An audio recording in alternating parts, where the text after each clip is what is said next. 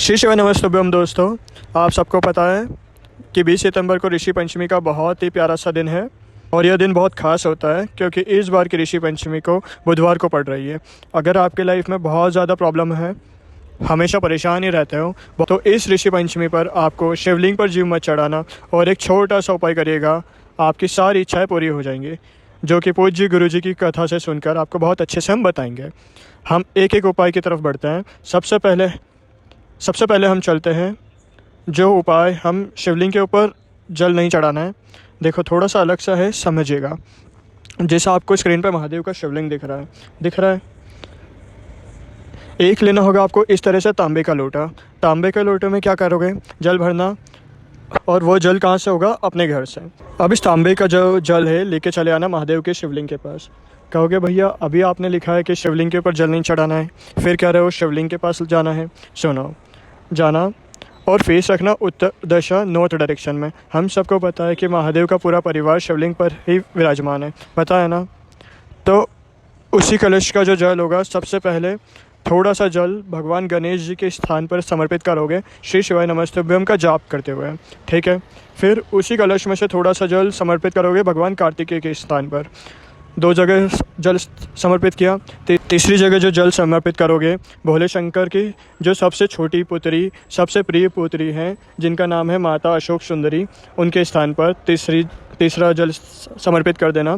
उसी कलश से जल समर्पित करना है, बार बार जल कलश के अंदर नहीं भरना है, ठीक है। समर्पित किया। अभी आपके कलश में जल और बचा होगा, थोड़ा सा जल समर्पित करोगे माता के हस्त कमल, जिसे हम कहते हैं कटी भाग माता पार्वती का स्थान होता है शिवलिंग पर।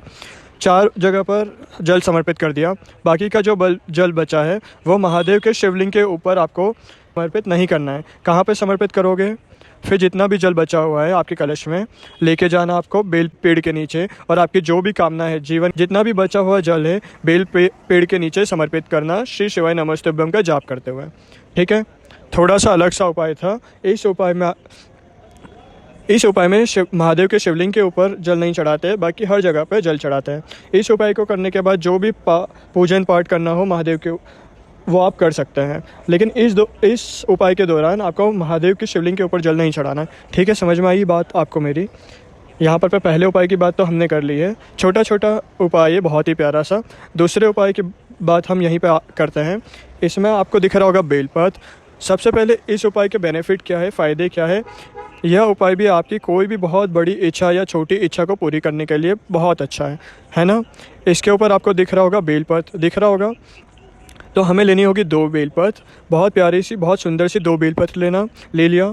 अब उन दोनों बेलपत्र को लेकर पहुंच जाना महादेव के शिवलिंग के पास। साथ ही साथ एक तांबे के लोटे में जल भरना, और उस तांबे के लोटे में जल आपको अपने घर से भरना होगा। आपके पास क्या है, एक तांबे के लोटे में जल है और आपके पास होगी 2 बेलपत्र। और थोड़ा सा नियम से समझिएगा, जो 2 बेलपत्र है उन दोनों बेलपत्र को माता अशोक सुंदरी के स्थान पर समर्पित करेंगे, लेकिन थोड़े से तरीके से, थोड़े से नियम से। देखो, जो पहली बेलपत्र आप समर्पित करोगे, थोड़ा मैं कलर चेंज कर लूँ ताकि आपको समझाने में आसानी हो।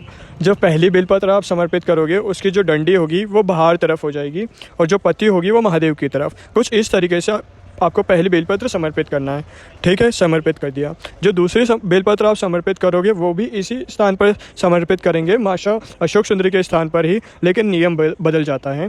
जो दूसरी बेलपत्र चढ़ाओगे तो उसकी जो डंडी हो जाएगी वो होगी महादेव की तरफ, और जो पत्ती का मुख होगा वो एक वाली बेलपत्र को टच होना चाहिए, और कुछ इस तरीके से रखना होगा, एक दूसरे के अपोजिट रखना होगा।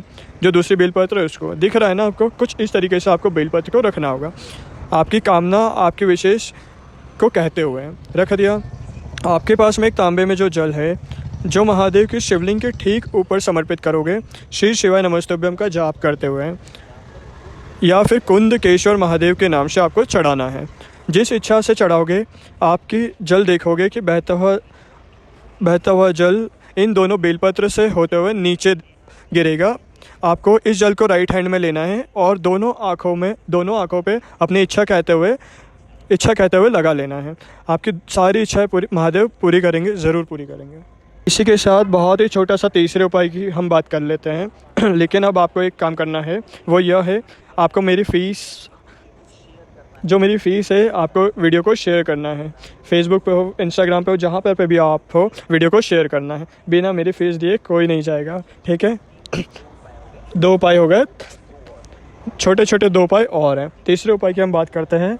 अब आपको क्या करना होगा, स्क्रीन पे आपको फिर से दिख रहा होगा बेलपत्र, फिर हमें लेना होगा बेलपत्र। लेकिन अब आपको बेलपत्र थोड़ा नियम से चढ़ाना होगा। हमें मात्र एक ही बेलपत्र को लेना होगा, बहुत प्यारी सी, बहुत सुंदर सी, कहीं से भी कटी पिटी ना हो। ले लिया। अब इस एक बेलपत्र के साथ हमें लेना होगा एक तांबे का लोटा, जिसमें जल भरोगे आप अपने घर से। जल भर लिया, एक बेलपत्र ले लिया, लेके चले आना महादेव के शिवलिंग के पास। अब देखो, हम सबको पता है माता अशोक सुंदरी का स्थान शिवलिंग पे कहाँ होता है। अरे यहीं तो होता है।